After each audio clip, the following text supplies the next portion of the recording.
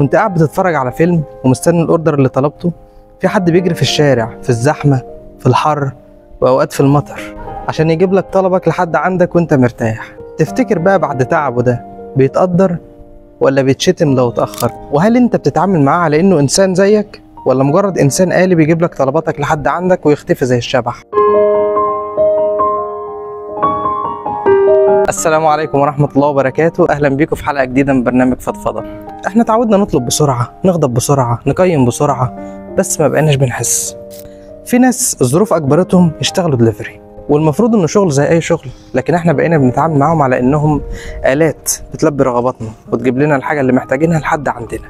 بقينا بنشوفهم مجرد أيقونة على الخريطة ونتابع تحركاتهم، والإنسان اللي ربنا كرمه وفضله على كل المخلوقات بقينا بنشوفه مجرد نقطة على الGPS ونتابع تحركاته خطوة بخطوة.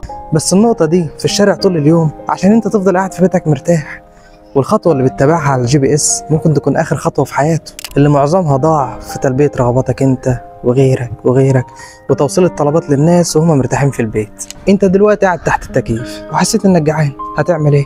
هتفتح اي ابلكيشن تطلب اوردر وتكمل يومك. الوقت اللي انت مستني فيه الاوردر يوصل لك، في شخص بيجري في الشارع في الزحمه وفي عز الحر عشان يوصل لك طلبك في وقته وتستمتع بالاكل بتاعك وهو سخن.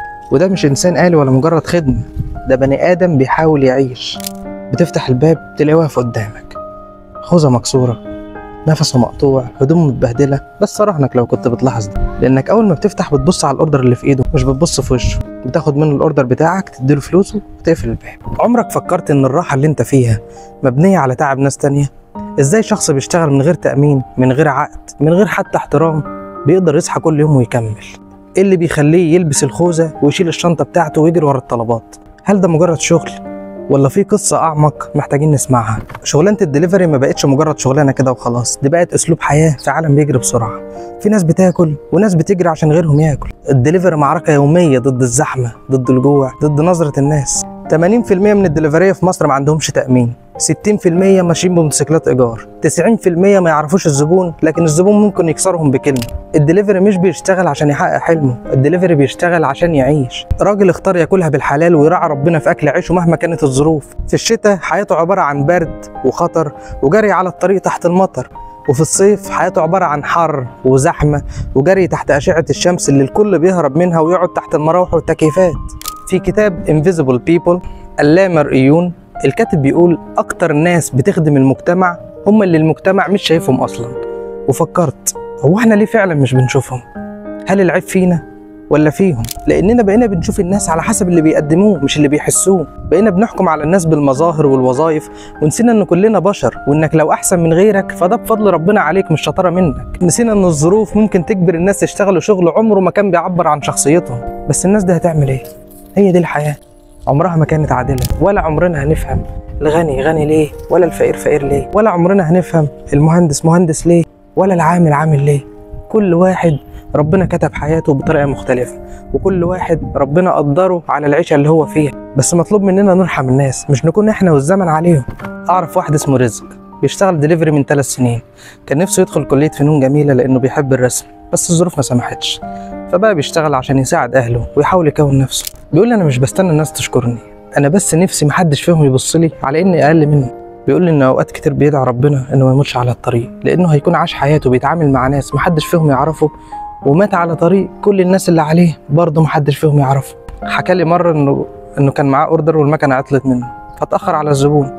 اول ما وصل والزبون فتح الباب قال له الاوردر بارد زيك، من غير حتى ما يبص في وشه ويفهم ان في حاجه حصلت معاه.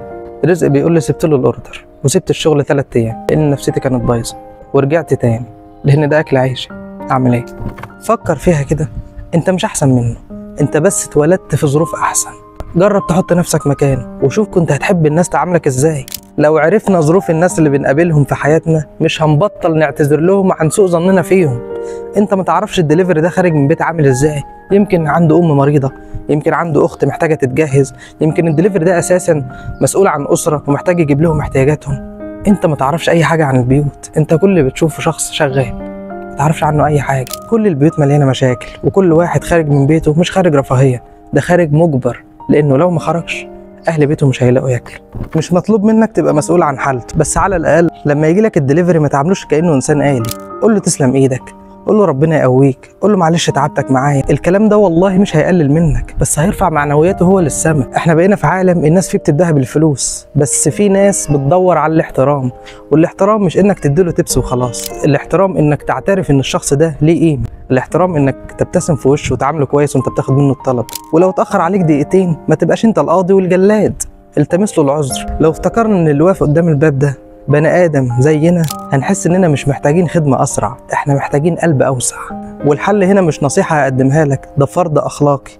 من الاخلاق انك تشوف الدليفري وانك تبص في وشه مش على ايده اللي شايل الاوردر. ومن الاخلاق انك تحترمه، تكلمه باسمه، ولو مش عارف اسمه اساله عنه واشكره على تعبه، لانه كده هيحس انه ما فقدش هويته، وانه مش مجرد شبح بيجيب لك طلبك لحد عندك ويختفي. الناس دي مش آلات، الناس دول بني ادمين، وكل مره بتعاملوا فيها بانسانيه بتفكروا ان لسه بني ادم وان اللي بيعمله ليه قيمه. ولو اتعاملت معاه عكس كده فانت بتخليه يشوف نفسه مجرد اداه توصيل مش بني ادم. واظن مفيش حاجه تستحق انك تحسس حد بالاحساس ده. في النهايه عايزك تعرف ان قيمه الانسان مش في الاوردر اللي بيجيبه ولا في التقييم اللي بتكتبه عنه. الانسان اغلى من كده بكتير حتى لو مش باين عليه. في واحد بيوصل لك الاكل مع انه ممكن ما ياكلش غير طاقه واحده في اليوم. في واحد بيعيشك في راحه وهو راحته الوحيده ان اليوم يخلص من غير مصيبه. مش لازم تنقذه، بس على الاقل بلاش تكسره.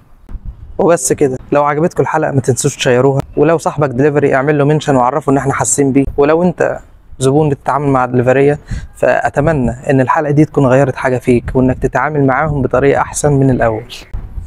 سلام.